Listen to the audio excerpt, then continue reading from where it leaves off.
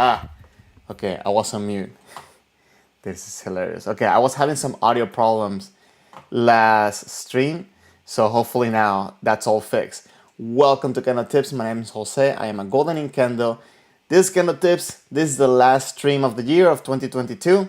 So I want to end it up with a good video that we can learn a lot from. And also we'll be reviewing one of the videos or a couple of videos that one of you guys sent me. If you would like to send me some videos for me to review and use here in the stream so we can all learn together, make sure that pass by the Discord server. So that way you can send them to me that way. That's how I'm getting the videos. So I'm going to put the Discord server on the stream, on the chat. And what I'm also want to do is I want to share with you the video that I will be using today, the main video that I will be using, because it is a cool video. But for some reason I cannot save it because it has the made for children's feature. So just in case if you want to watch the video on your own, I'm gonna paste the link on the chat. Oh, wait, the Discord. Wait, hold on. Did I type it wrong? Discord?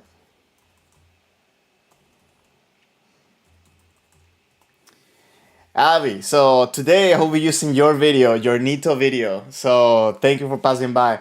How's the sound? Do you guys hear the music? Is the music too loud? Because it's kind of blowing my ear right now. I don't understand what's going on here. Let me see.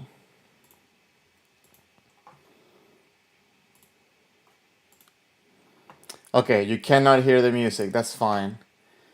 As long as it's not blowing everybody's ear, it's all good. Okay, give me 1 second. I just want to make sure that.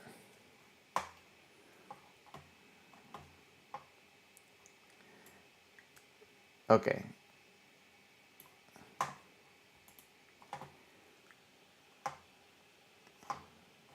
Okay, you should have music now, I think. It's just for some reason I'm hearing it directly, which is annoying.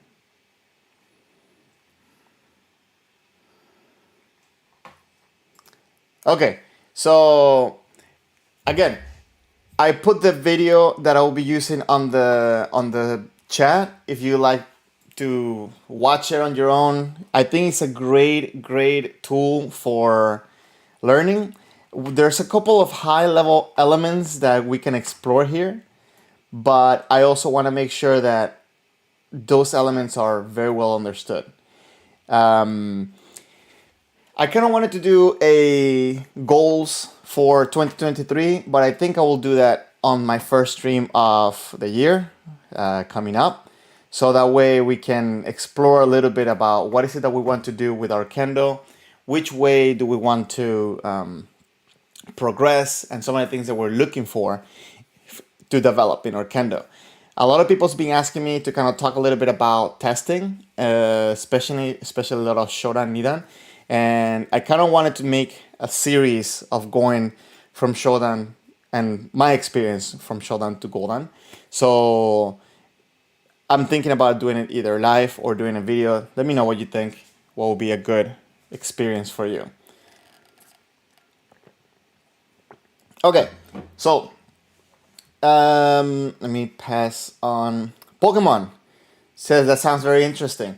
Yeah, and I would like to do it in a way where, I will be using the testing guide that we have in the Discord server, and kind of to make sure that I make each point tangible, like each element that we need to get for our Kendo, make it something physical and understandable, rather to have something that is confusing and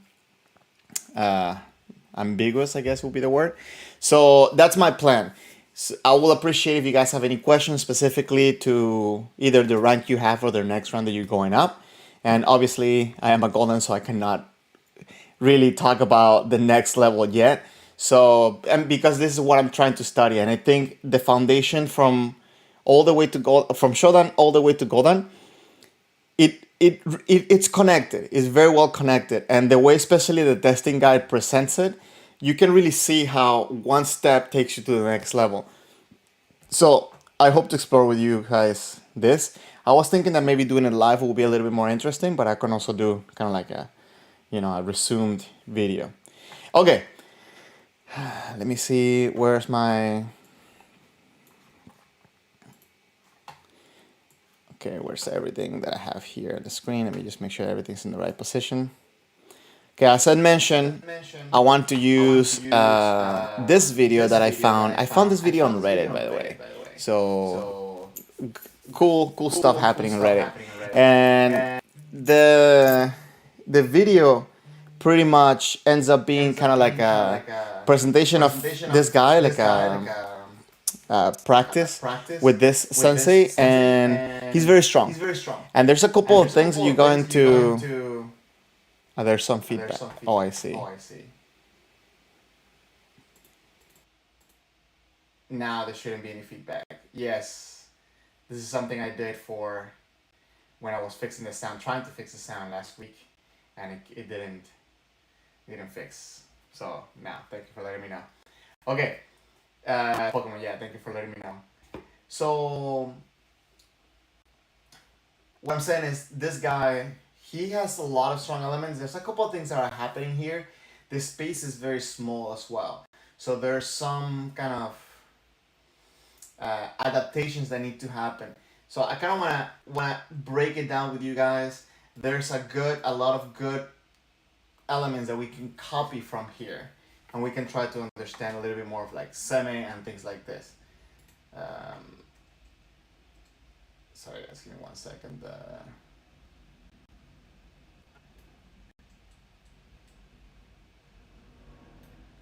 I hope you guys, hold on, let me see. Do you guys hear music? Yeah, you should be getting music or something, but this thing's kind of blowing my ear. Anyways, let's start.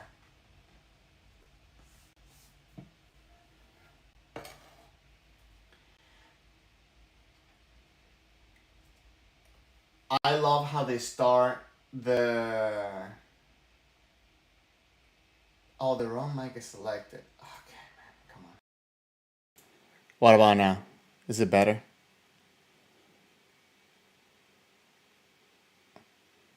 Yeah, and you should get a little bit of that music. Okay, cool. Yes, sorry guys, I'm still recovering from last debacle for the audio on Tuesday. I had to like uninstall a lot of programs and reinstall them again and blah blah blah. Anyways, okay, so it's very interesting that they start the video. I always enjoy when they start the video with the Sonkyo. Sonkyo, I think, Sonkyo is very important. Wait, hold on, let me just put it back. Sonkyo is very important for the presentation of your Kendo. It's the first thing. Wait, give me 1 second, guys. Okay.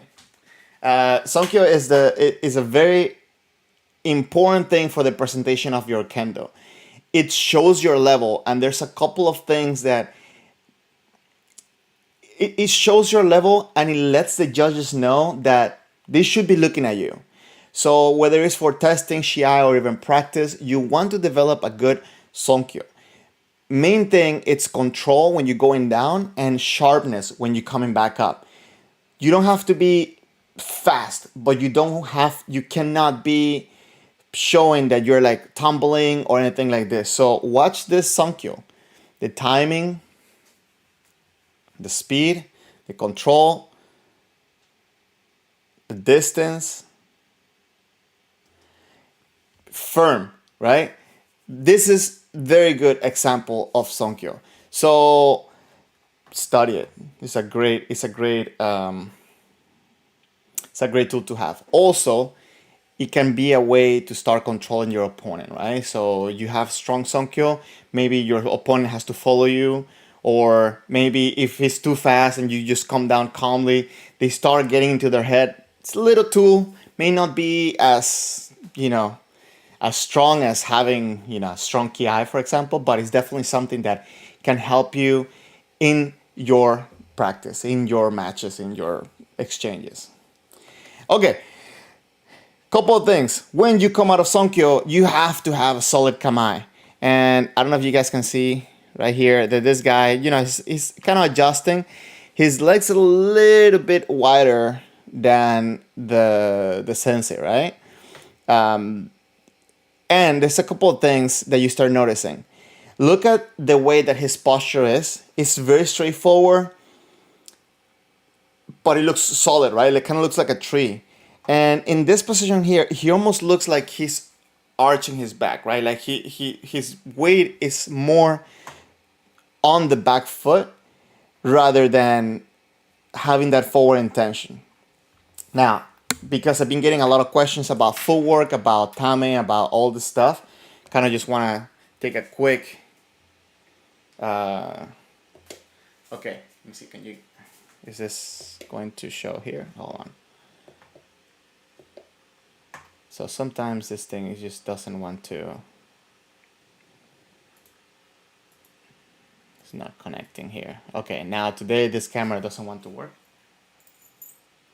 It is connected. So anyways, so you want to have your weight on your back leg in the sense that you want to be pressuring forward. When you're in kamae, you want to have your weight on the back leg in the sense that your back leg is pressuring forward, right? Not that you want to lean back on your back leg. If you're leaning back on your back leg, then a lot of the force that you are producing is kind of just to support your weight rather than to push you forward. So it takes you longer to react. You're gonna notice a little bit of a jerking motion if you have to go. And some people, what they end up doing is that instead of going forward, they stay in place and they just spread the legs further. This is one of the most common habits you see when people are just leaning back. Of course, there are others and there are other things that would happen. But ideally, what you want to do is you want to have a kamae that is straight and the weight is in between the legs. The pressure is coming forward. The pressure is going forward from the back leg. The front leg is holding you back. But you should feel that every little release, any little release on the right leg is going to let you go forward rather than just stay on the same place. I think this is a good way to check it. Another thing that I like to do to check that my kamae it's okay, or maybe if I'm helping a beginner, helping somebody to develop their kamae, is that check that if by releasing one leg you can move immediately, rather than, for example, if you put all your weight on your back on your front leg, if you put all your weight on your front leg, to let it go, you can let it go, but there's no power that's being released from the left leg. And if you need to shift your weight in order to push forward, then that means that your weight is not distributed properly. You want to have it in between both legs. Hope that makes sense. Okay, let me see. Let me see if I can fix this camera real quick. Hold on.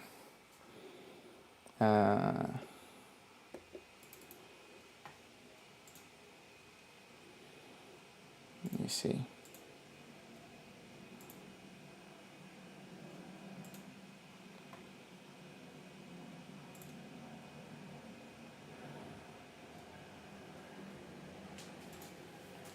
Okay, it's not.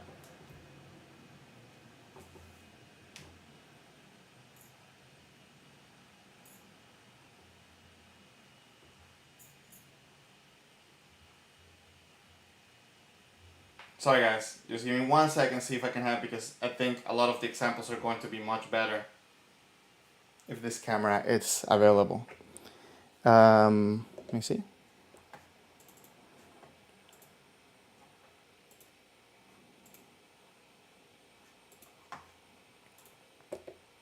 Okay, technology doesn't want to help me out today. So anyways, we can do this without this, no problem. So again, left Kenshi looks that he has more of an intention to go forward rather than the Kenshi on the right.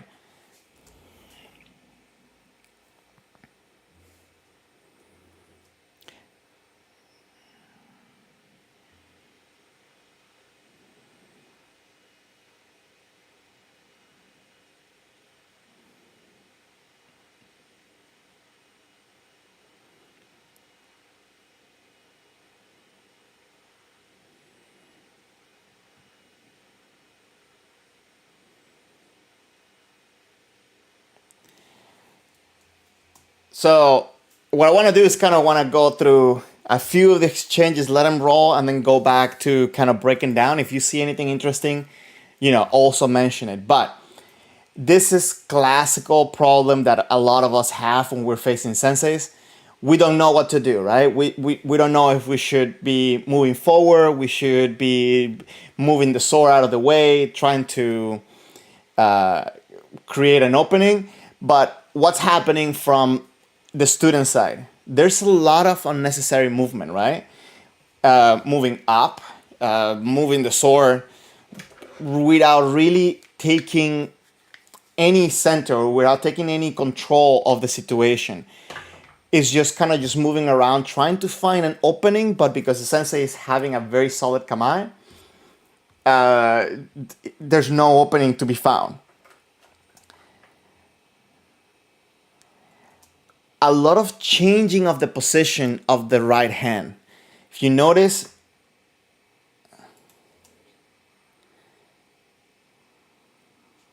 see, open, close, moving around. Guys, when you're holding your sword, your grip doesn't change. If you're holding it wrong, you can fix it, obviously, but your grip should be the same all the time. Whether your sword it's in front of you, above, if you're doing a technique, you want to try to learn to keep your grip always consistent. So this is something that this is a habit you want to try to get rid of. Because if the sensei would have approached at this time, it's very little things that you can do without overreacting.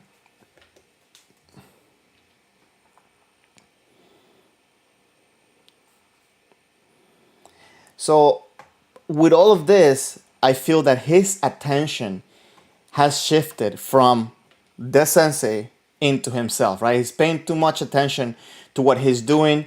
Right now, if you see his posture, it's on the back leg, but right now there's nothing that he could do to take an opportunity. If the sensei would have dropped his sword at this point, there's nothing he can do, right?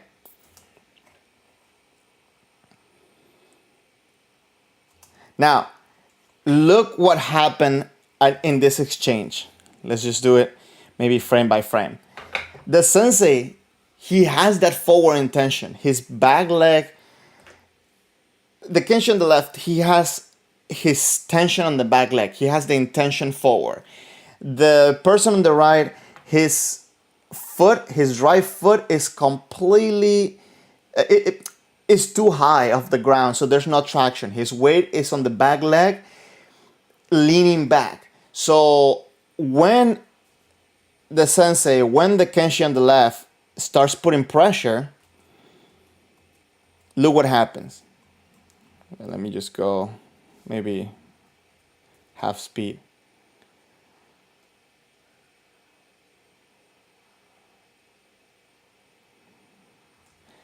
So look how long it took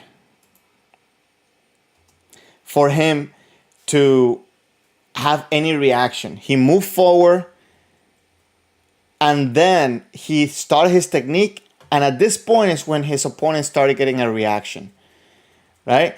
So a lot of people associate speed with the ability to just explode and get to the target, but if you notice, he actually took some time to make the opening, put in pressure, and by the time that he reacted, he was already in motion.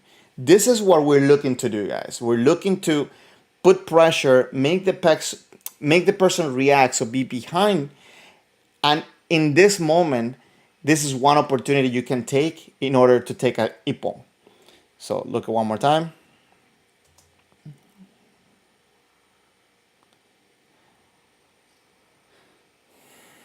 Beautiful, beautiful. So you see, he's in motion. His body's in motion, like Kihon. He steps in for seme and comes in. The main thing I want to clarify from this is how tiny that step is.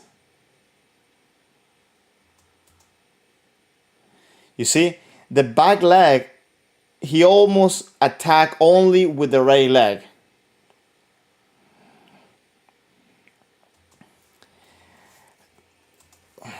I don't know what you guys think. Let me know.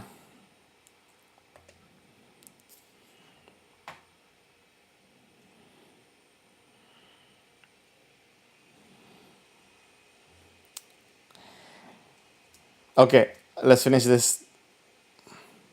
Okay, so look what happens when the other Kenshi decides to make a move, right? First, the engagement starts from this position, right? Even a little bit before this. They start closing the distance, and again, now the Kenshi on the right has that intention forward. The other person, look at the Kamae. When I was doing the stream with Andy, he was mentioning how a lot of people they have this S looking Kamae. You can see it right here, right? So what this means is that the shoulders are forward. The core is forward as well, but in a disengaged manner. You have to pull your shoulders back and then push forward with your back leg. Here you can see that he's kind of like leaning or resting on his back leg because he feels pressure. He feels like he needs to do something. I feel this is why he blindly comes in. See, he just comes in already with a decision. He's going to come forward. He managed to get his partner's sword off the center, but look at the attention that his partner is having, right? So he was ready to do a Kaeshi Waza, okay, and he missed. He failed it. His partner may have landed that kote. Let's see. Didn't land it. But the interesting part from this is that whether he missed his deflection, he's still going for the attack. He's not just standing there to block and then see what happened. No, he's immediately deflecting and trying to attack, deflecting and trying to attack. He didn't go for the do because obviously there wasn't an opening, but he had to go for the kote, I guess. You know, little details. But immediately after, took advantage of that situation to kind of create a reaction and trying to get a technique. Look. So there's still that tension. He missed it, okay, but he has that intention towards the opponent, guys. A lot of times when people have this exchange, what they do is just what we all do, because I'm going to include myself into that one. Just kind of readjust, go back. But here you can see that the tension hasn't left. Very interesting, I think. Now this isn't there very close.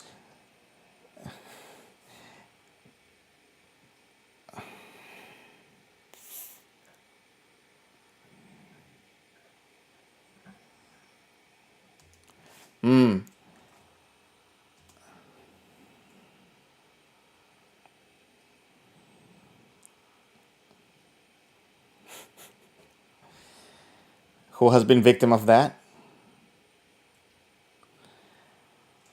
So again, Kenshi on the left has not given away his pressure and tension toward his opponent. He's keeping him under pressure, so now his opponent feels anxious. He needs to attack. He needs to do something. He's going blindly for these attacks, and the other person is able to deflect and just take control of the situation at all times. There's a time when, after you have had this type of interaction, you need to kind of reassess the situation and trying to figure out why this is not working. One of the best advices I ever gotten has been always ask yourself why. Why does this work? Why did this not work? Why did this work for him? Why does this not work for him? And etc. This is one of the ways you're always going to keep learning. Now, look how he approaches the kote. So from this point, you see he starts creating momentum with his feet, with his body, putting pressure to try to take the center and hitting the kote. The biggest mistake I always see people do when they're trying to do kote is that they just throw the hands first of all instead of moving the body. The second one is that they try to do the kote out of nowhere.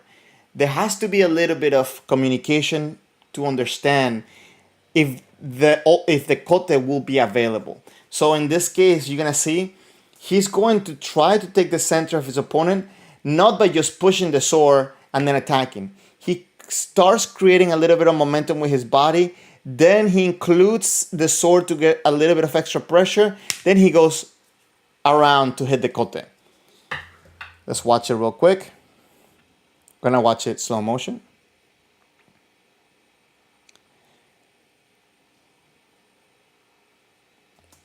Beautiful kote, beautiful kote.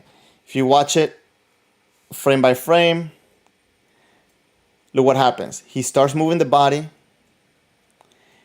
putting the pressure with the sword, and then taking in the kote. There's a brief moment when you are putting that pressure that your opponent might either relax to let your sword go away or respond with a little bit more pressure. You have to be understanding of what's happening in order for you to throw the kote. But the main thing is that you want to approach the kote with your body first, not with your hands. This is one of the biggest reasons why you may be not getting your kote. One thing I was gonna say.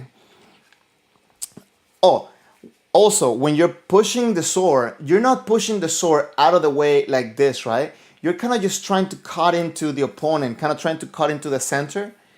And then this will give you enough that the person, if you let go, can open up. But also, if they let go, you don't open up unnecessarily. Not to mention that when you start pushing with your right, if the person lets go, if you miss or anything, you're going to overshoot your leading hand. You don't use your right hand to push out of the way. Hold on, let me just show this real quick. Okay, so the right hand, whatever it goes, your shinai is going to go.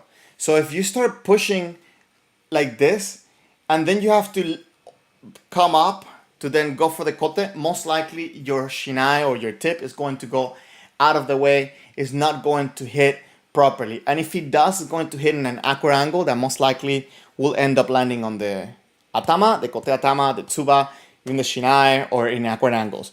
So ideally what you want to do is you want to use your left hand to kind of move the tip to then cut into the opponent and be able to go around and hit on a straight manner and actually get the target. Hope that makes sense. I need to make a video about using the hands, using the hands to move the sword. But overall, you want to understand that the left hand should be the one that you're using to create the power and to create the motions of the shinai, and the right hand is going to lead the way for the shinai. Let me know if that makes sense, because it could get really complicated.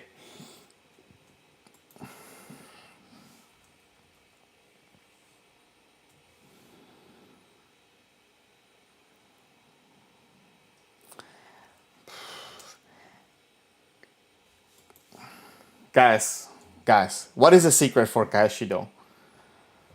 What is the secret for Kaeshido? For me, I think the thing that most people forget is that you should not receive the Kaeshi.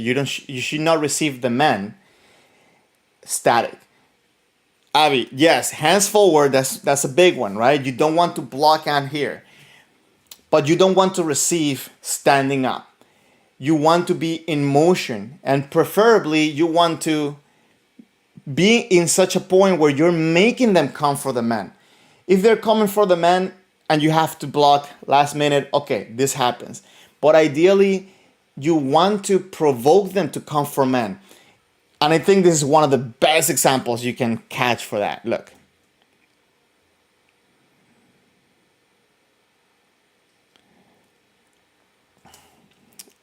This is such a good example for that. If you watch, he puts pressure forward as if he's going for man. His opponent decides to come for the man. Okay.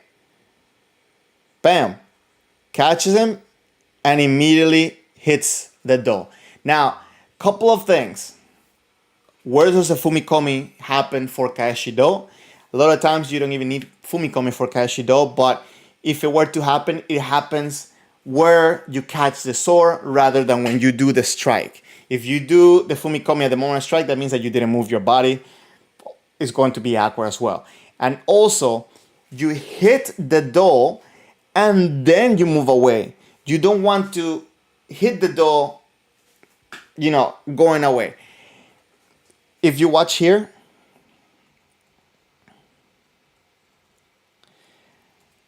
he brings the leg forward with the blocking. Now, he is pushing, look, at the moment of impact, you can see it because of the frame, but, it jumped, hold on.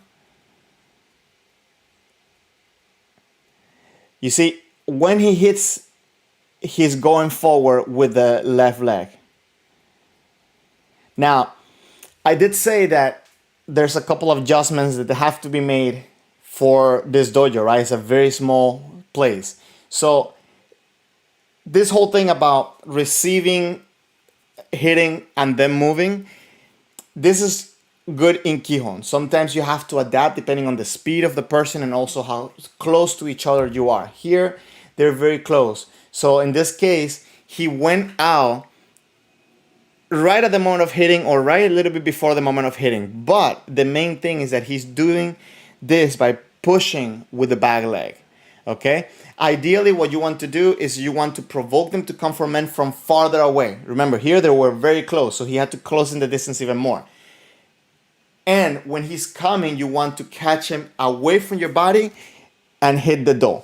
In this case, he received the do, he received the men. He received the men quite close to himself because of the space. Look how close they are already. And then he has to receive closer because there's very little distance for him to do anything, right? Ideally, you want to receive away from your body, but okay, here he's using his distance. He's shortening his distance, but immediately after the catch, turns around and hits the do.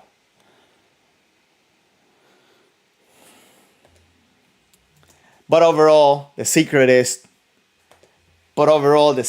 to provoke your opponent to come for the men so you can catch him off guard and do the Kaeshi do. If this guy would have not done a men, guess what the Kenshi on the left would have done? He would have attacked for the men, right? He would have taken that opportunity for the men.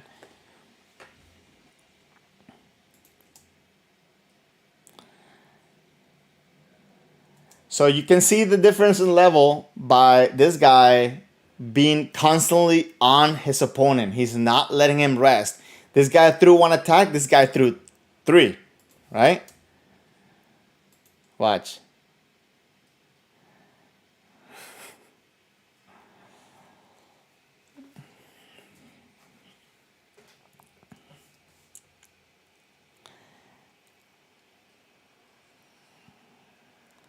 So the distance is quite close. This guy fixed it, right? Look at this exchange real quick. You see, he's being aware of his opponent's distance. He's adjusting himself quite often.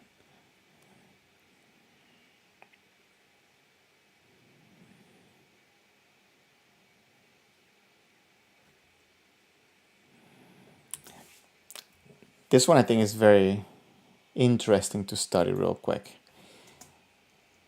Okay. One thing I want you to notice, and this is why I always keep saying that small steps are completely underrated in Kendo. Look at how the Kenshi on the left moves, and look at the steps that the Kenshi on the right is taking, right? He's moving very subtle, right? Now, This advancement. Kenshin the right knows that he needs to make an opening, he needs to approach, he's using his footwork to come in, create a little bit of off timing to get that opening, but he didn't get it, right? He just threw himself forward. So, okay, borderline, he got the strike, he got the technique, right? But he couldn't get a good follow through because he never took over the center. Very hard to do it this way. You have to make the person react. By reacting, it could be just a little flinch, or tension, anything. But he just went in there with no real opening. This is the difference between opening or not is very small, and you have to be very attentive, because if you notice again here, this guy does a little bit of a motion first and then goes.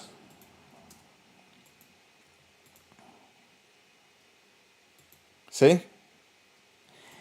But he doesn't get a favorable reaction. He doesn't get a reaction that's creating an opening. His opponent is in control. Watch.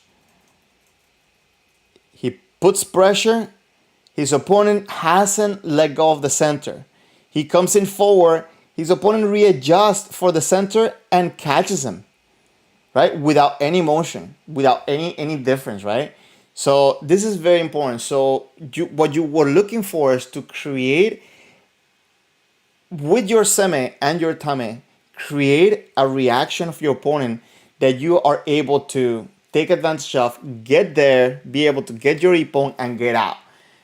This is not favorable for you.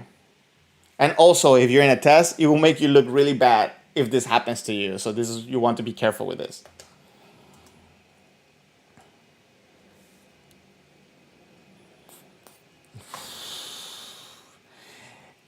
I feel like this guy, it's trying his hardest to do good thing, and this guy is just doing kihon on him, right? Basic kote men. Look, pressure, attack. Let's watch it a little bit on.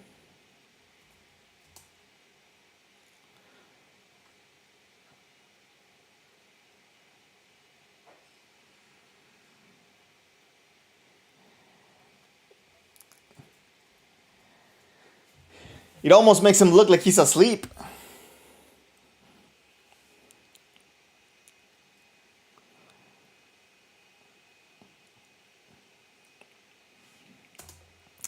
This is another. Okay. This is another example where you can see how he creates a little bit of emptiness on the time and gets a reaction, and he anticipates that opening to go in there for the men. Watch. Right? He's not just going at one speed. Watch from a little bit behind. He is coming in slow and then exploding, creating motion and then going fast.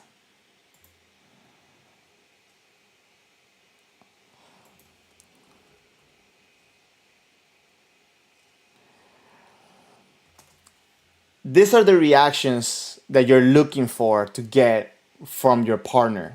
That hesitation, that reaction in the moment where they're not prepared, maybe confusion, not understanding what's happening. All these things is what you're looking for.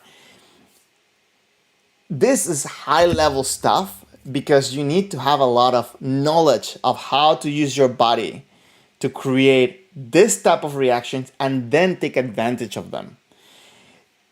My advice, especially, this could be a great goal for you to start developing, especially now for this year, is to understand how you can use your footwork and your body, your hands, your sword to create an opening, and what is the most ready position you can have so you can take advantage of that opening.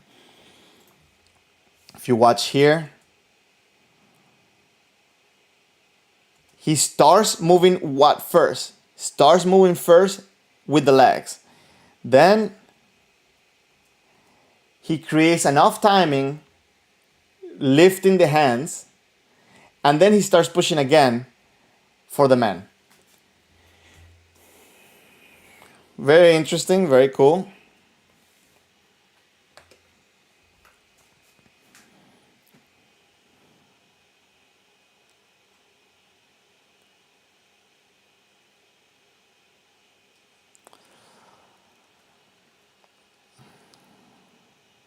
Okay. I'm telling you, this whole video is great interaction after great interaction, guys. Look at the exchange they're having right now. So Kenshi on the left is being patient, is being controlling, and then the person on the right, it's kind of acting off timing, kind of out of desperation because he feels pressure. And how is the person on the left creating this pressure? I don't want to call it semi at this point because, for every level it's going to be different. Every level they need to focus on different things, but we can all appreciate and try to be better with these elements, right? So if you watch, how is the person on the left creating pressure?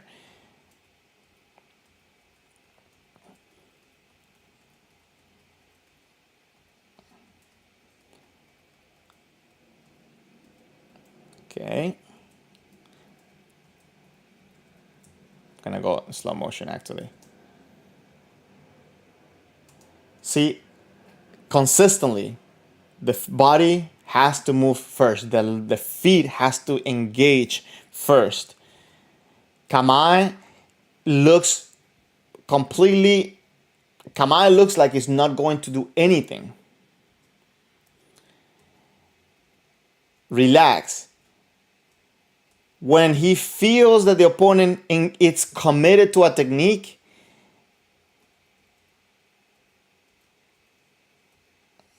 that's when he actually takes initiative to himself commit to his own technique.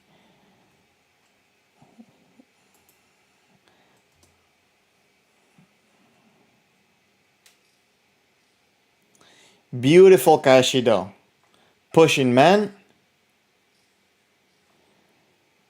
So, again, he uses lower body to create a reaction, pressure his opponent into making a rash decision, and then at that point, after his opponent commits, is when he decides what he's going to do. And when he executes his technique.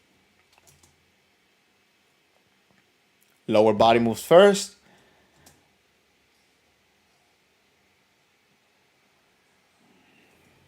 Again, for me, the secret of Kaishido, or the thing that most people forget about Kaishido, is that you should not just be there waiting for the person to come. You have to make them react. And some people say, oh, make them feel safe that they can do the men. A lot of times it's not making them feel safe. I think it's making them feel that they have no other option, that they need to go. That's it. I don't know. Let me know what you think, guys. This is something that's... I remember, especially when I was preparing for Goldan, some people saying that you need to do Kaishido. I don't like to say this for testing. I don't like to have this mentality for testing. I just want to clarify this.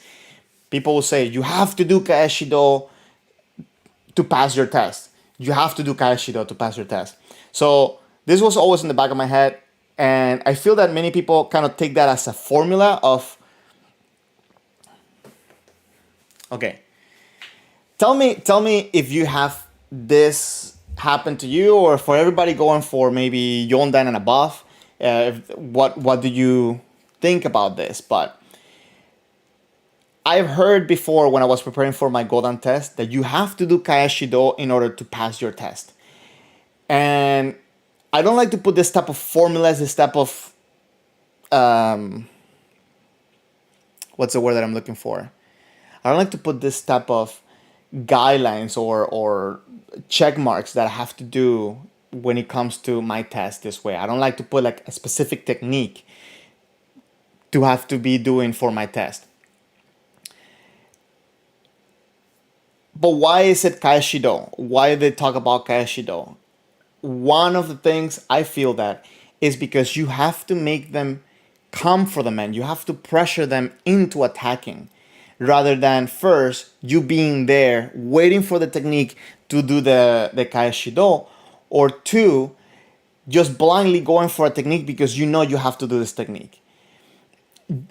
I think that for Kaeshido, when done properly, you have to pressure the person into coming in. A lot of times people say, oh, okay, so they can feel safe. You need to make them feel safe in order for them to attack. Sometimes I like to think about it, pressuring them and making them feel that they have no other option than attacking. So I don't know, let me know. I think this is a very interesting point to study, especially for the higher level testing. And Kaeshido is not just a technique for you to block and just be safe, right? You have to put yourself at risk as well. You have to put pressure and then execute your technique. It's something that I've been thinking a lot about. Anyways, guys, so this video, it's 9 minutes long. I wanted to just show a little piece of it first. Maybe I'll use more. I don't want to go too long, so that's why I'm going to move on from this video for today. And I want to, if you're still here, I'm going to review some of your videos. So correct me if you're here. I believe these are the Thessaloniki Cup 2020. You sent me one in Ito and one in Nito. So I kind of wanted to put both of them. And I believe this is your first Nito tournament.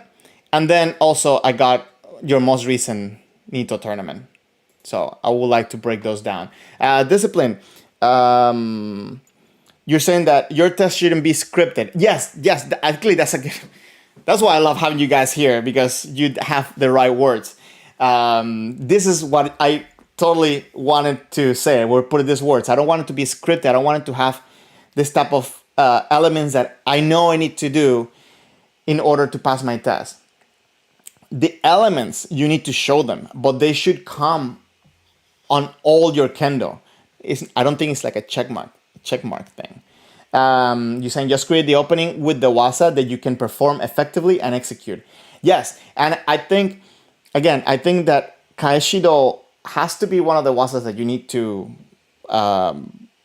polish. I think for maybe Yondan and above. Maybe I will say even Godan. I don't think I did Kaeshido on my Yondan. I forgot I don't have a video for my Yondan test. But as a matter of fact, I think for the technique that I was trying to push the most for my Yondan test was the Banamen or the Gashiramen, right?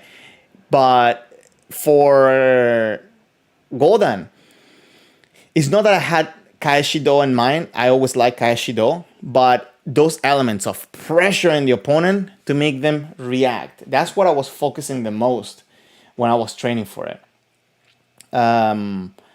So yeah, I think it's a technique that you need to put in your repertoire. It's not a technique that you need to just check for your test, period. Okay, guys. This is Avi's video. Again, if you guys would like to send me some of these videos, please join the Discord server. Let me put the link in the chat just in case you didn't get it before. And in this video, I have 3 videos. One from him doing Ito, then Nito, and then a more recent Nito tournament. The Nito that you're going to see is his first Nito tournament. So Avi, if you're still here, let me know what rank were you. I think Nidan, if I'm not mistaken. That's when you picked up Nito. So just kind of keep in mind of the elements that we're looking for. Again, I like to do this in order to kind of develop and for us to learn and to improve our kendo. So your comments are welcome. Please, let's understand that this is for our our growth. So I really appreciate for everybody that's sharing their videos. Let's give constructive criticism instead of, just say random things like, oh, there was not enough sunshine. So if there's not enough sunshine, I would like to hear from you.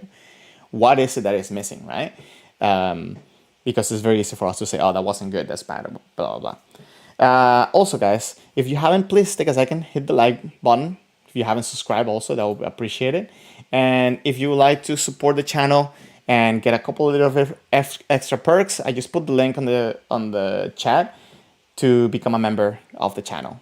If you would like to do that, you can just click the link and you'll be part of the channel. Discipline. Don't have a Takui Wasa when testing. All your Wasa and your Kendo toolbox should be Takui. Use the right tool for the right job. Okay. I think, well, you have to have your Takui Wasa, and it's not because you have to have it. It's because your body should develop it. Your body style, your style of Kendo should develop a Takui Wasa. But for your testing, I mean, in my test, I passed mainly doing men, right? I think I threw maybe one kote and then like 3 kaeshidos between 2 tests.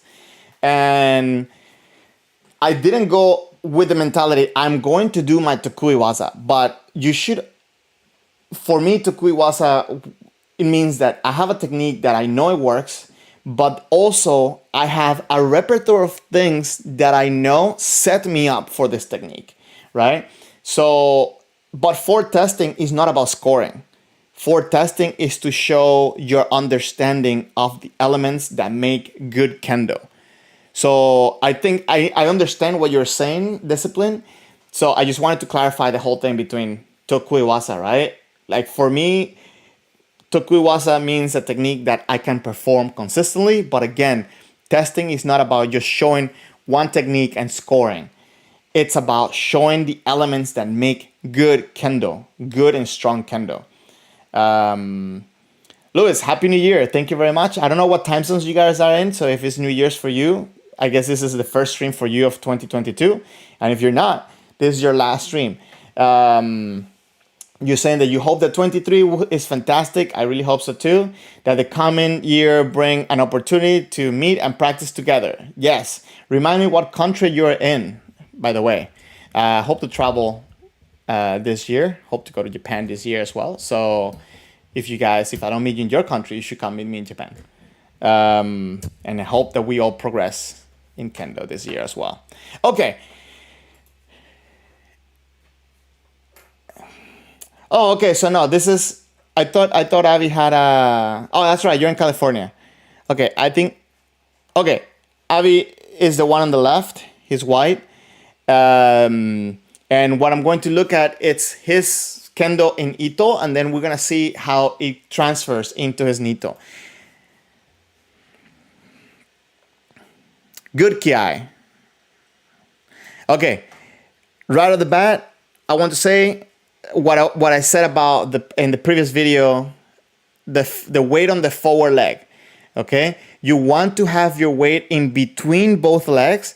You want to be pushing forward with your back, backwards with your right, to kind of hold yourself stable in between.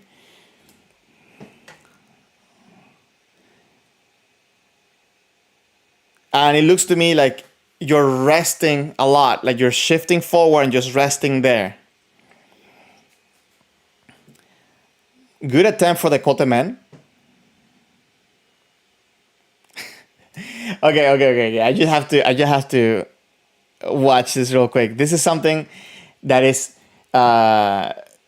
I'm gonna make a pause here because this is something that they have said specifically with the new COVID rules that you don't kiai during Subaseriai, right? And hold on, okay. Come on. So at this point, you're kiaing, but you're dropping your guard. Same thing with your opponent. Right? Like he's just kiaing for the sake of kiaing. This position, this moment should have been a great opportunity for you to just push yourself out and hit him on that and hit him on the man, like right there. You had the perfect opportunity because he just got stuck there, all his weight in his forward leg. This is the type of things you want to avoid for yourself. If you want to do a kiai, if you need to do kiai, this is not to kind of scare your opponent. This is for you to, build up your energy. Avi, you're saying that this was before COVID. I think this is how COVID got spread. No, just kidding. But you want to make sure that you're not creating too much tension. Avi, if you can, please remind me, what rank were you at this point? So, Avi, I like what you're doing here with your Subasiriai. So for me, I want to make sure that I don't have my hands too close to my body in Subasiriai. Also, not very extended. So your opponent is very extended. If you have it, the way I like to think about it is that it's just like Kamai, just with the hands, with the tip up, right? So I like to pressure with my left hand, not with my right. I don't want to do this, but I want to have the flexibility to do any type of motions I need. If I need to go around, if I need to go back, if I need to push. So if I'm too close, I cannot go back. And if I'm too far, I cannot push away. And I don't push my opponent, I push myself off my opponent, by the way. I need to do a video. I have so many videos that I need to do.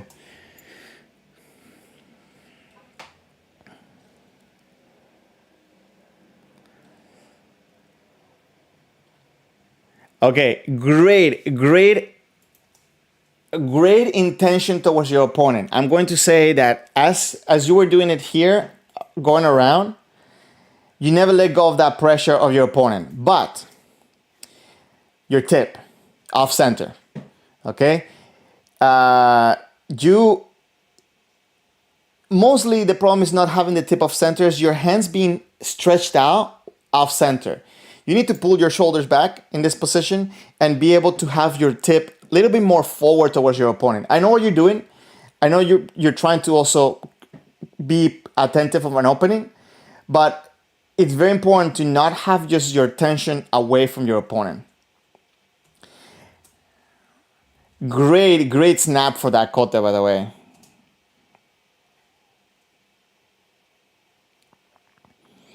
Great attention after. Yes, amazing. So you were shodan here. Great intention towards the opponent.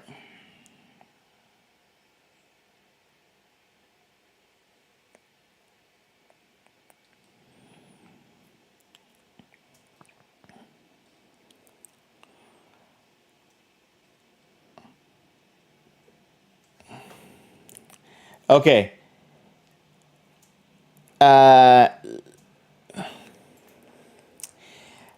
You're dropping your hands a lot.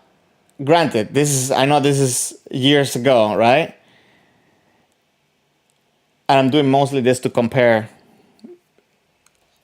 where you at now, because I have a more recent video. Okay, I think that this is a great Subasiriai when it comes to the hands. Your opponent, again, he is leaning forward, not so good when it comes to being ready. And then completely shifting back. The way that you're moving around, it's good the way body distribution you have. Really like that. And ready to go forward.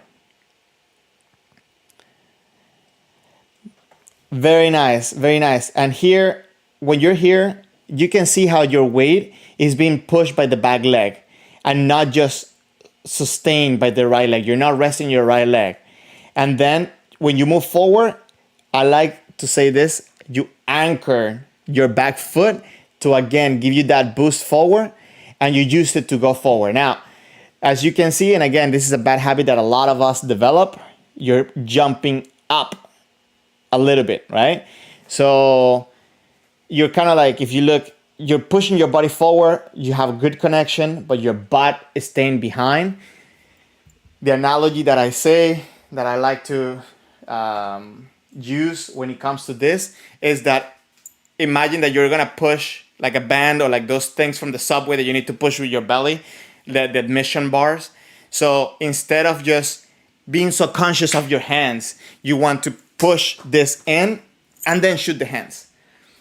This tends to be a problem when people throw the hands first. They throw the hands first so they cannot really connect the lower body. And I think if you see it,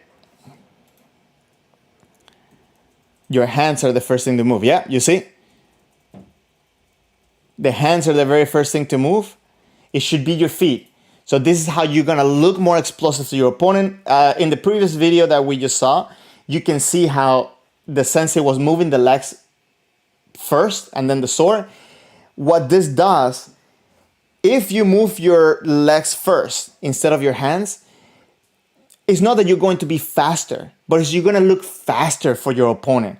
So again, a lot of times when we drop, we leave our butt behind, it's an indication that our hands are moving first. And if you look at here, the hands are pretty much moving, look, first. You're engaging the hands first. This is a quick and easy fix though. Oh, sorry, I didn't put the other video, huh? Let me see. If you look here, when you leave your butt behind, again, it's an indication that your hands are coming in first. Your main thing of engagement is your hands rather than your body. So if you push your body, this is a quick and easy fix. All you have to do is just to make sure that you practice, break it down. I like to do this at home. Let me just make sure that I can see myself in the camera. Just break it down. Sorry, I don't have this camera so you guys can see my whole motion, but ideally I want to push with a good posture, and then the next step after that is bringing your back leg forward with it and being explosive. It doesn't have to be something, this is something you can do at home, right? And it doesn't have to be all over the place. You can just do it in a very small place, and you don't even need the shinai as well. But breaking it down, taking the time to break it down and getting the habit of doing this, it's a great tool to bring back into the dojo. Let me catch up with a couple of comments. Luis, you sent a peace sign, like a 2 fingers up. Thank you very much for passing by. Thank you for being part of the stream. Discipline, you say, good tip for Tsuba Seriai. Kendoka need to understand that your left hand is your body center of gravity. That's a really good point. And you're saying my explanation of Tsuba Seriai is correctly explained. Thank you. As a matter of fact, last trip that I went to Japan, I had 3 goals. One of them was for me to understand better Hikiwaza, and obviously Tsuba Seriai is a big part of Hikiwaza, and this is where I got that from. But yes, and Avi, you're saying that you understood thank you for breaking it down, no problem. And this is a habit that we all create. Listen, have to say this. The dojo is for learning, but a lot of the times it's not necessarily for practice, or we cannot practice the little elements that are going to take us to the next step. So for my practice, what I do is I like to break down all the elements that are needed for me to have the kendo that I want to have. I visualize an end result that I want, and I try to break down all the elements that are needed in order to create the habit of doing that naturally without thinking. So for me, a big point in my training has been to understand, to engage my body before my hands. So I do this a lot. I try to understand how to move my body without any indication that I'm moving, trying to move my body without any excessive motion, only the necessary motion, not necessarily something that's going to fatigue me, but something that is going to be useful during my kendo, during my practice. So I try using my legs, pushing always forward. Even when I stop myself with my right leg, if I let go of my right leg, I still gonna be able to move forward. Then it's also very important that you don't forget to re-engage your left foot when you move. So if I'm doing this, if I'm moving forward, and if I move my left foot, I re-engage it again. And then mixing that up with the striking. It could be very slow. but understanding that motion. Moving the body first and then the hands. And then the next point obviously is going to be my fumikiri, my fumikiri and hikitsuke. Bringing my left leg forward. Anyways, again, sorry I don't have this other camera today. Technology has been failing me. Great man, great man, great man. Okay. Another thing that you want to avoid. So you went up and down, so it's harder for you to actually have good momentum after your attack. So if you notice here,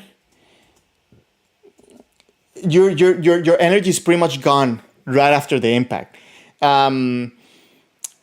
This is not necessarily good if you're gonna have somebody, for example, going backwards that you need to chase. You need to be able to have that momentum forward. I think a lot of it will get fixed once you shoot forward rather than up. But it's something that you also want to practice. Be mindful of this during practice at the dojo. Okay, so this was your Ashiai when you were Shodan in Ito, and then on that same tournament, I believe, you also did Nito, and this is your first Nito match, right? Good intention forward. Maybe you feel more confident because you have that other hand to protect you.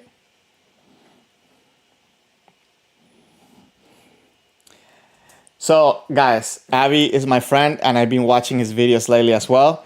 But I'm going to say this, Avi, you're doing the same thing with the do since you started, and you're still doing it, so you need to fix that. And I'm gonna mention that. I'm gonna bring everybody up.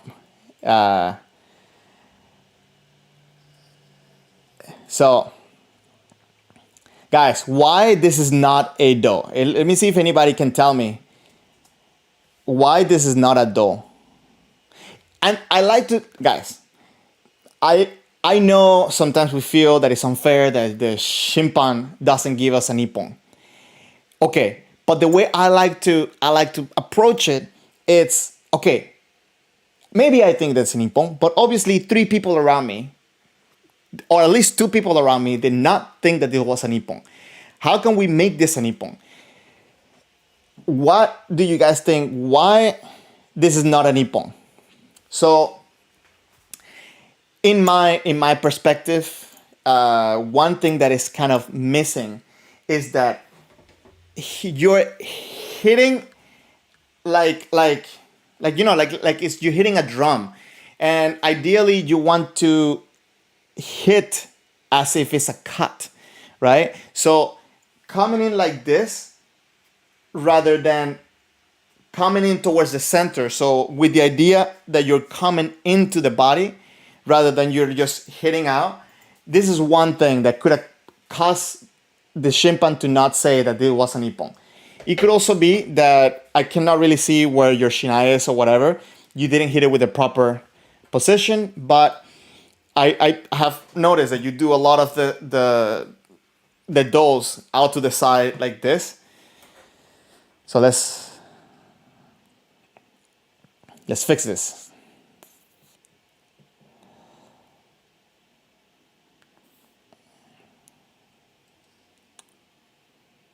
So these guys didn't get that Ippon. It's a great technique against Nito when they have the Daito on the left hand to do Gyakudo. But what is happening is that he's hitting the front of the do.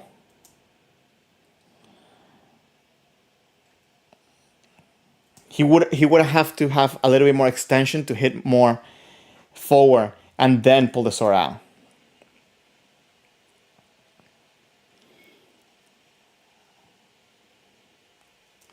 Okay, here you had an opportunity to do a technique, but you couldn't take it because your weight was on your right leg, right? It was forward completely, just resting. You see? But if you would have engaged a little bit before here, like at this point, engaging your hip forward, you might be able to catch him when he was fixing himself. And I'm not saying that you want to hit him because there you would have gone score a point, but at least to kind of just let him know that you're there. Kind of start breaking them down mentally.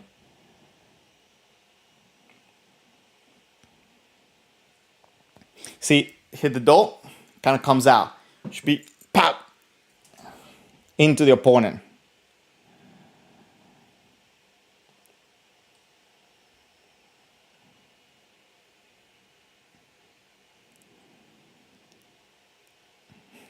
There goes your ki attack.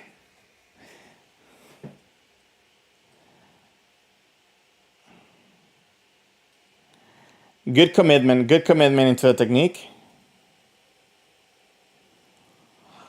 Okay, there you're. I know you know this already, but for everybody else, you're just kind of covering in. If you would have engaged your left leg and just taken control of the sword, you totally would have gotten that man right there.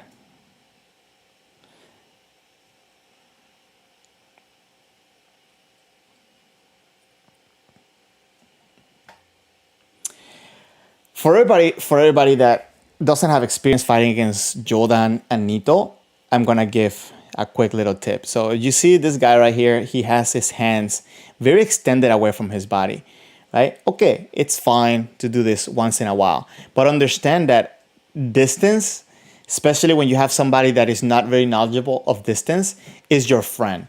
And with the hands, if you have your hands extended, you better have a good tenouchi if you want to score. If you don't have a good tenouchi, don't extend your hands. And on your time, work on a good tenouchi. But if you have your hands extended, you cannot do anything after if you have the opportunity.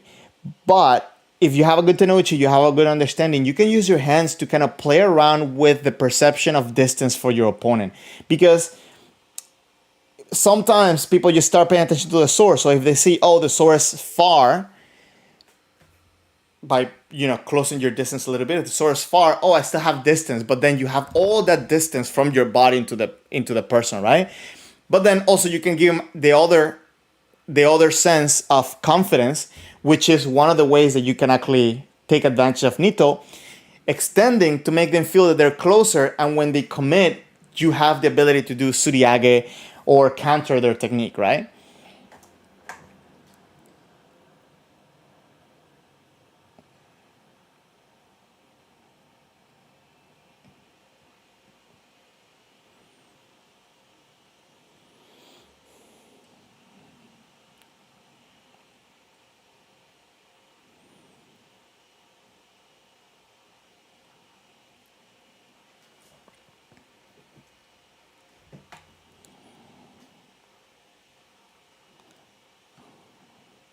That's a great use of the shoto because you start making them feel, oh, it's there. So you could create an opening.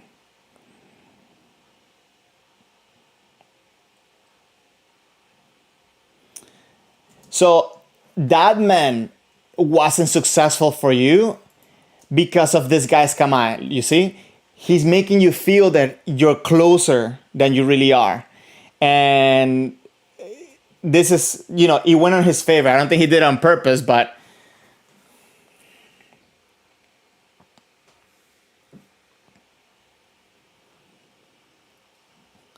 so now in my mindset for Shiai, guys, and this is very important when it comes to Shiai, you want to do your kendo. For Shiai, you want to do your kendo, guys. And what's happening here is that now you're doing something different, maybe because you feel that you're frustrated because you cannot get the technique, so you have to try something different. But I bet, especially at this point, that this kamae is not very familiar to you. So it's more chances for you to actually get hit by switching your strategy at this point than it is for you to get an ippon from this position. So when you're in Shiai, this is one of the internal battles that we all go through. We're doing our kendo and it's not working and we get frustrated. You have to always try to make your opponent change their kendo so you can use your kendo, not the other way around. So Trickster, you said one hand grip, very weak. Short sword doesn't help but hinders. So you mean overall in the use of Nito, or you mean in this sense? Because I can show you many examples where this is not the case. One that I will say research is Matthew Raymond, and watch his fight against Ega Sensei. He has very strong grip. You have to understand how to do it though. It's different than just having the sword. Just you know, it has its own technique and stuff. So Nito is very different.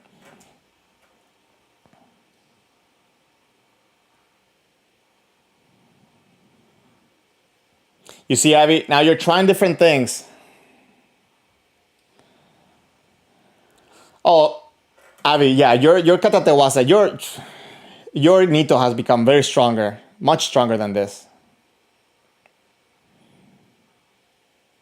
I'm gonna fast forward a little bit.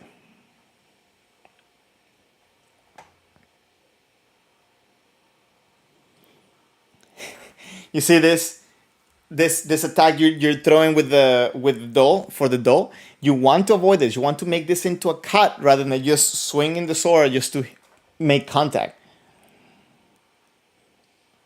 Ah, okay. So this is probably the best example of what I've been trying to tell you. So there's no tenouchi here, right? If you do tenouchi, if you do tenouchi, that doesn't happen, right? And I'm going to say that is not because you're doing do, because I saw you miss a kote before, and you had, at this point, you had the tenouchi needed to stop it, to make sure that it was a sharp cut. So it's just the way that you're approaching do that's different. I think you have the skill. I think you have the ability to do it, but something it's making you just forget this on the do.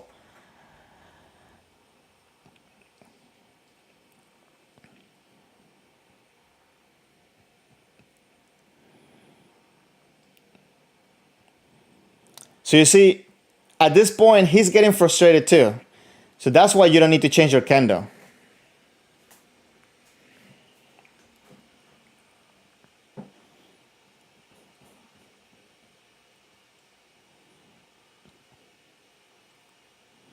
You're much more engaged during the Subaseri Ai, during Nito, than you were on Chudan.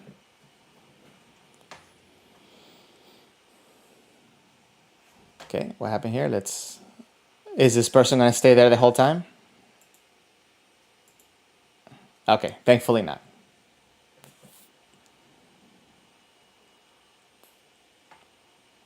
Ah, don't drop the sword until they say yame. Don't drop the swords until they say yame. You heard the whistle, and pretty much your sword were down already as you were hearing the yame. No. You want to make sure that you are there to the very last second. If anything else, for your own protection. This right here, you come in with confidence, but then you hesitate. You see, like you're coming in and you slow yourself down, man. No. Like a lot of times, if you just come in, you make him open up, right? So always keep that in mind. Don't come in with intention of going back. Don't blindly go in, but you know. So now this is you leveled up. I see you have reached Saiyan colors or whatever, like you Saiyan white. You're on red. Now you're fighting an opponent that is much more experienced than the one you were fighting before. Number one, your opponent is very jumpy, very mobile, which tends to be an approach that many people take against Nito because they don't really have a strategy of coming in. So I'm sure that this is something that you see quite often. So here you gotta be careful. You see right here, you are in a position of danger, my friend. At this point, your opponent can make you react, and then you're not gonna have enough time to save yourself to do anything here. You want to have your body being supported by your left leg, your back leg in this case. You switch commands now. You see right here that you're just trying to bait him into coming in, but you're just putting yourself in danger. You have a much sharper attack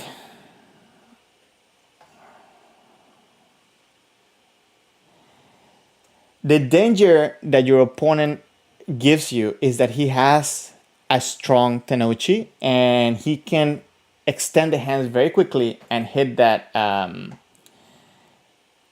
kote very quick, very quick. Watch this. So for everybody, this is the reason why you develop a good tenouchi, right? Right? He's getting a good. He can get a good impact with such little upswing. So this makes him a dangerous person for you right now when you have your left hand in front.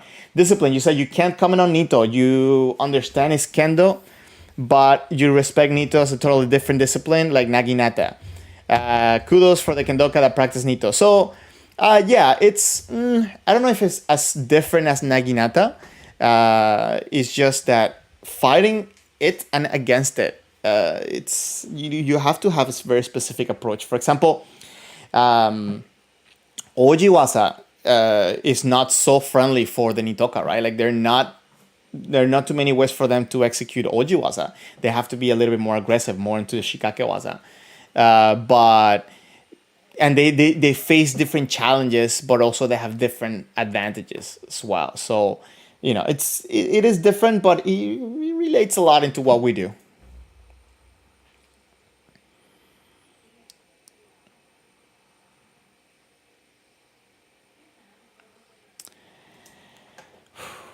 That do, that do must have hurt him. I guess that's how you soften the opponent, right?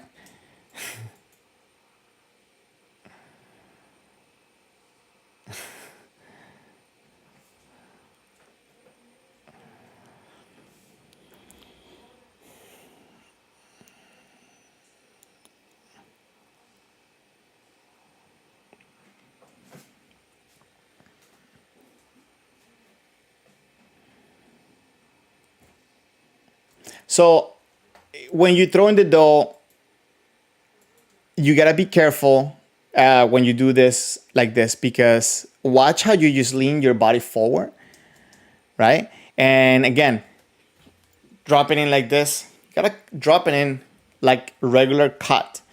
Um, it's dough for me is very much like kote, right? Just with a little bit of a different angle, no, with a little bit with a different angle of entrance, but it's pretty much the same endpoint.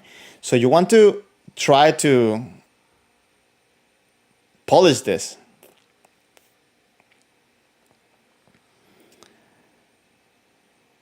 That was a very close approach.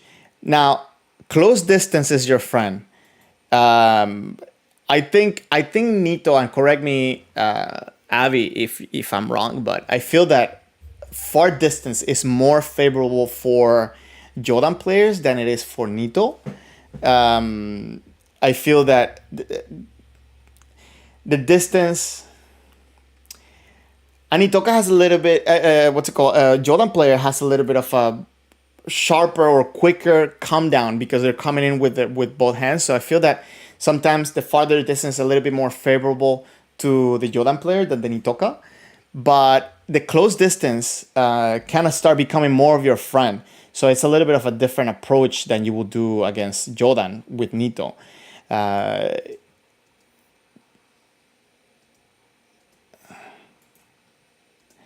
for certain situations, obviously, not in general. There's like I want to watch this real quick.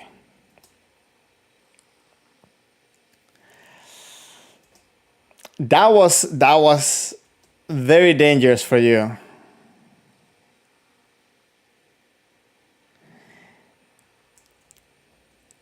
Why do you guys think that he didn't get that ippon? What do you guys think that he didn't get that man?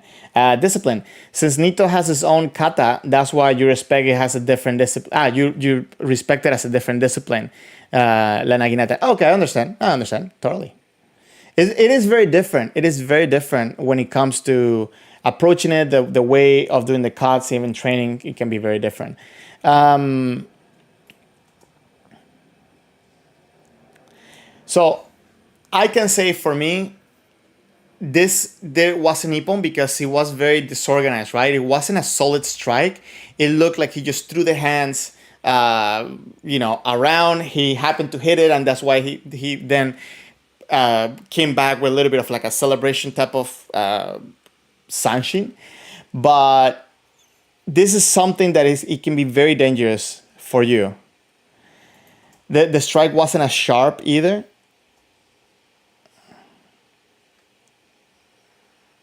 I don't know. Would you guys have raised your flag for this?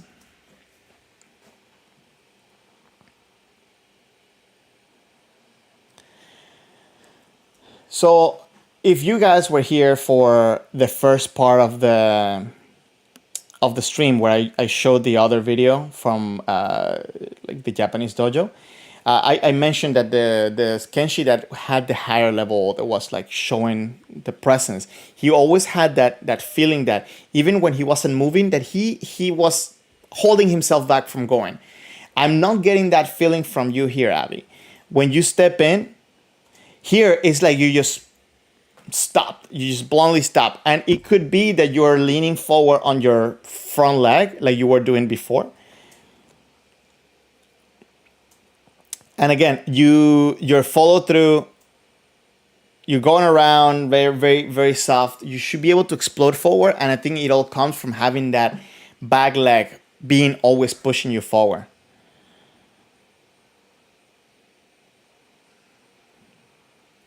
So the do, again, like this, and you're pushing yourself away from it. That takes away more from the impact. Gotta push yourself into it. Nice, man. Nice. I feel like this one was one of your most powerful men right now. See? Very nice. Very nice form. But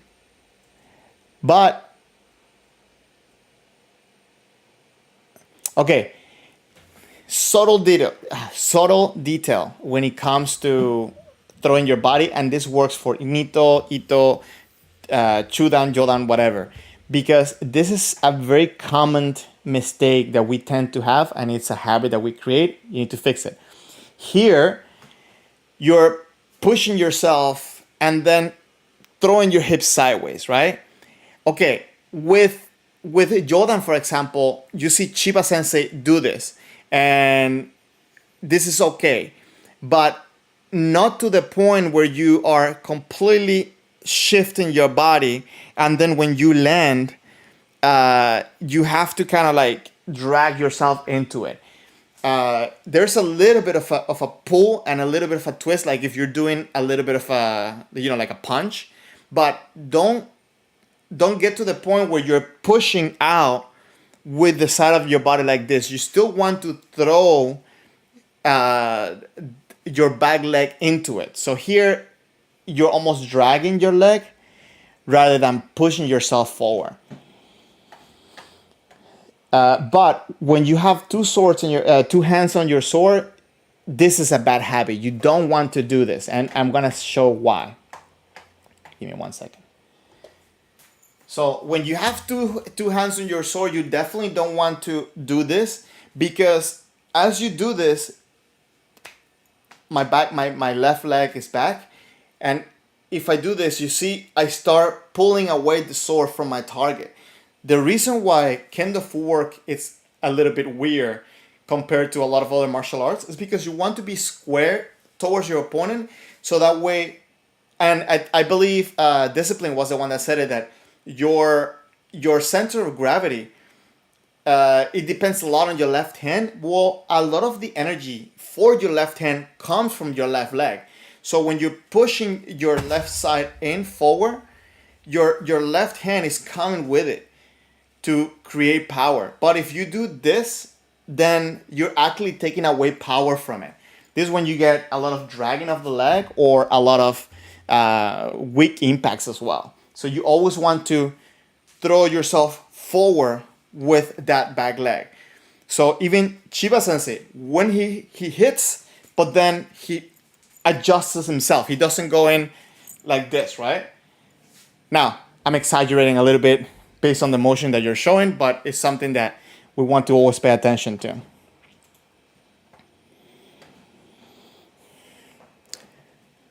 I've been saying terrible shoto control.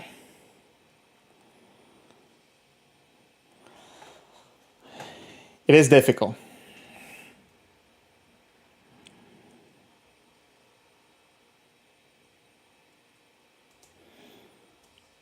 So here again, Avi, you're going for Sandan, right? So you don't have to show seme for Sandan. You don't have to, it's seme in the sense of, you don't have to control your opponent as if you're going for Yondan or Godan. But you cannot just go in blindly into the opponent. You have to start identifying an opening. So in Nito is not as punishing as it could be for Ito, right? Because if you throw yourself in a bad situation with only one sword, if that sword gets deflected, high chances that you can get hit. In Nito, you have a little bit of more flexibility with that because that other hand can save you, right? But still, you want to be able to identify the opening. Here, I feel that you're just throwing yourself in there and it could put you in a bad situation. And again, he's trying for that technique. He's trying for that Kaeshi man as much as possible because he knows that there could be a chance there. What he's doing here, and this is something that I want to point out for everybody, you'll see that his legs a little bit spread apart, right? He's afraid, I'm guessing, guys, I don't know if he's exactly afraid, of pushing into his opponent.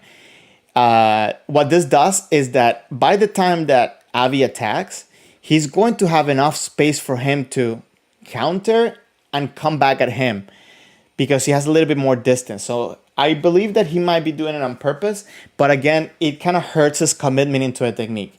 Right now, I feel that he's being very defensive, so it's a one-sided kendo. And if he switches up into being more aggressive, maybe he will get him easier.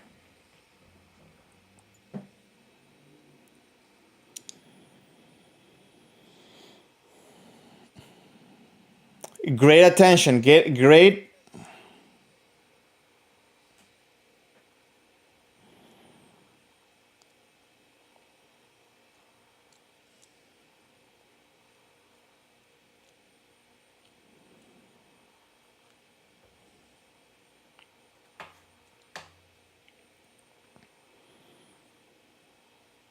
See, right here, your sword is coming down.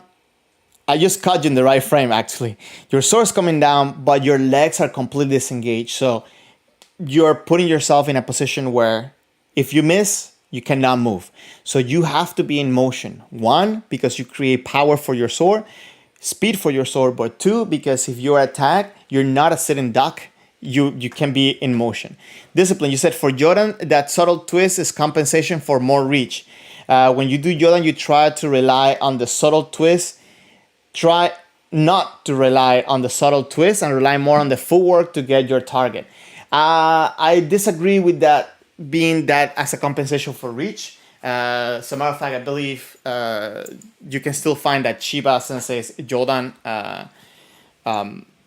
what's it called, lesson, the basic for Jodan, and that reach is not.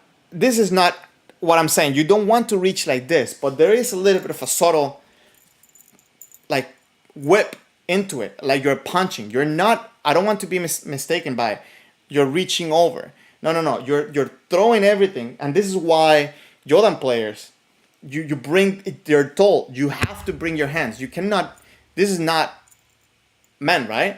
You have to bring your hand, and a lot of that. What that does, it does create a little bit of a subtle twist, compensating a little bit, adding more strength to your sword.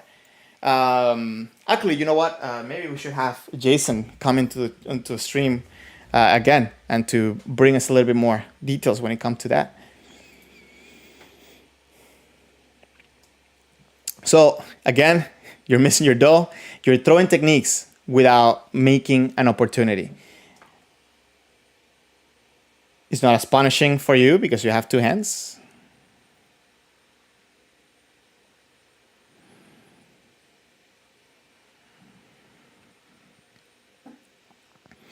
Very nice, man. Very nice snap. But there's something I'm seeing here that I'm not a fan of.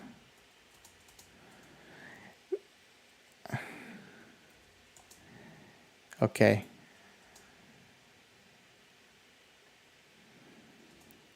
Okay. Okay. So far, so good. So far, so good. Uh, okay, so if I'm not mistaken, at this point, your left hand, it's kind of twisted over like this, right? So this cannot be an ippon because you're hitting on the side, right? But then, more importantly, this could be causing you an injury. We talked about tennis elbow before, and I mentioned that in a couple of my streams that I have been suffering from tennis elbow.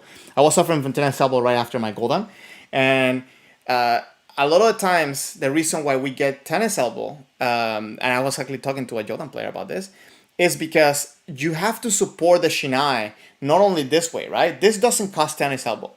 What causes tennis elbow is this support the shinai from this, actually not this one, from this position right here. So being in this awkward angle can be susceptible to you getting injuries. So you don't want to let this go like this too much, right? You want to be supporting the sword this way. If you're doing sajumen, okay, you hit it out this way. But if you're hitting like this, you can actually twist something in a wrong way. Not a medical advice, by the way. This is just experience that I got from people that I know, and my own injury.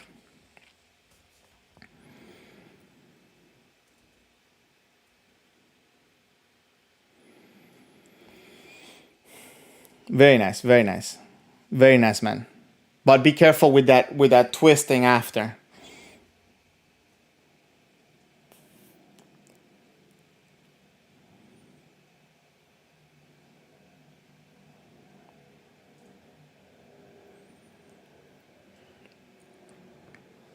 Oh, hold on. There's one thing that I always like to do for a successful ippon, and it's what happened before that made it this time successful.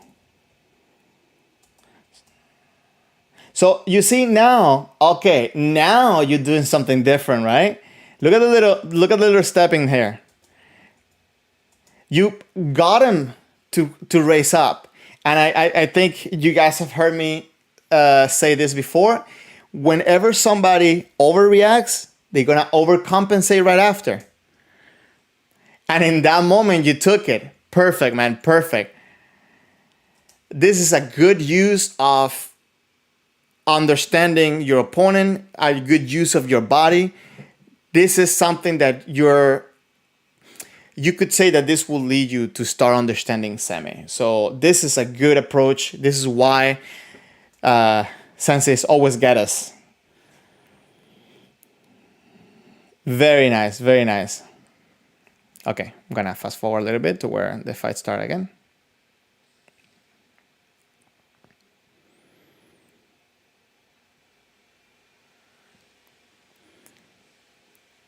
So it looks to me that now you walk up with your feet.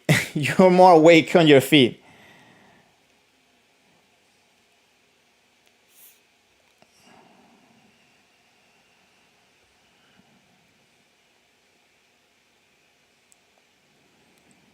Yes, yes. Your footwork. Again, the door, you're hitting that door and getting away. Like, you see, you're hitting the door this way. Again, this twist. You gotta be careful. Not because it's not gonna be a door, but also because of your injury. But you don't want to come out like this. You want to do tenouchi. So, hold on. You could hit the door this way, right? But you have to have tenouchi at the end. You have to hit it with the right part. Right now it looks like you're a bit deep. But the main thing is that you're hitting as you're going out, right? So you're, again, taking away the energy from the attack.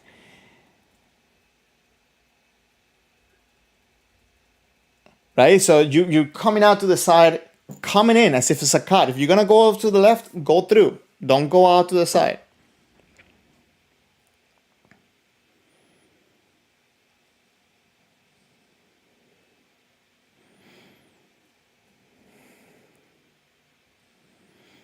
Good. Good reaction there. So I feel that now that you got an ippon, you poke the bull, so your opponent is being a little bit more aggressive. But it's good that you're not holding back from it. Look how you're approaching your opponent. You're using your feet before your hands. Great, great adaptation, man.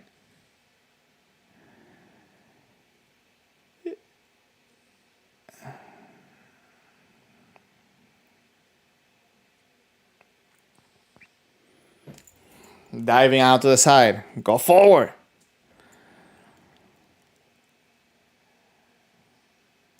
Okay, you kind of fell asleep on that one, but you recover with your feet. That's why you need to be using your feet. Very good.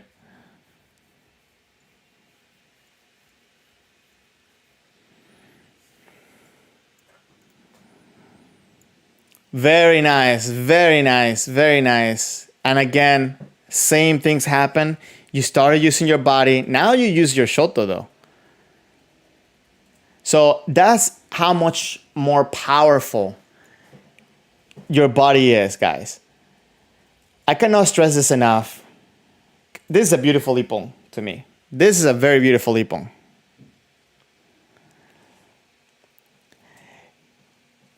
You even see the energy after the attack, right? Like the energy dissipated after is didn't just stop on the attack.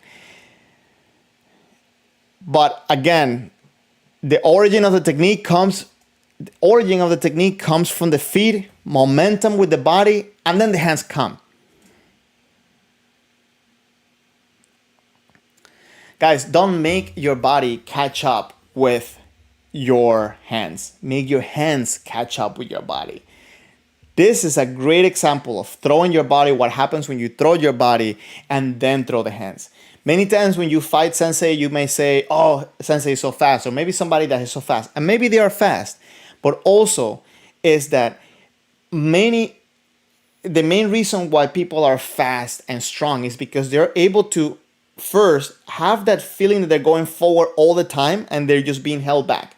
And then when they start moving the body, so it's hard for us to perceive when the motion started. And by the time that they commit to the attack, it's a little bit too late for us to do anything. Or even if we do anything, we kind of do it like last second. And it gives us the impression that this person is super fast, super explosive. But a lot of times, if you look at it from the side, you're going to see the person is kind of just sliding into the technique. This is something that is worth taking the time to practice. It's worth taking the time to develop because it's going to bring your level much, much higher than if you just throw your hands and you make your body catch up to your hands. Does that make sense? I hope that is something that is very useful for you guys. Something that you can use to start developing your kendo at a higher level. And again, next year, tomorrow, I'll start working on building up things that we can use to develop our kendo for testing and to keep going up, and obviously to use that for Shiai. Guys, if there any question, anything I can help you with, please, if you haven't, take a second, hit the like button to make sure that you can this channel gets pushed out, this video gets pushed out to more people. Really appreciate everybody that's been here.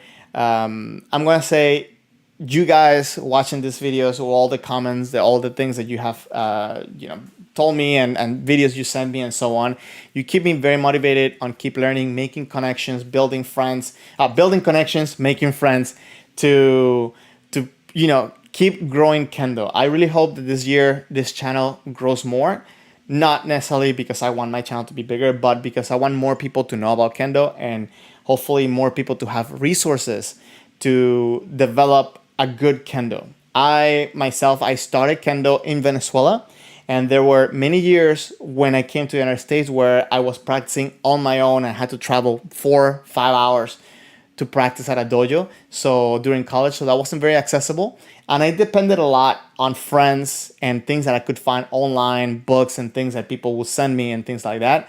So I kind of want to just pay it forward and try to do that for more people out there. Thankfully, YouTube now, it's a great platform to do that. There's, it's very accessible. So if you guys can help me out in building this up, you guys, you're always welcome to give me your feedback and see if you can help this happen, because I really love Kendo, and I want Kendo to be as good and as big as it can be, accessible for as many people, especially obviously outside of Japan and especially in America. This year, I have the goal to start building up more of the Spanish side of Kendo Tips. So I actually open up a Kendo Tips channel in Spanish, and I will try to drive that a little bit more as well.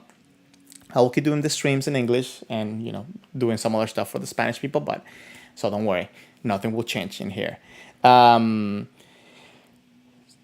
What I was gonna say, discipline. You're saying that was a good men waza for the Nito player. You saw the Ishibyoshi with the shoot and the Daito working as one. Yes, again, beautiful man, Abby. I'll definitely use you as inspiration for my Nito training as well.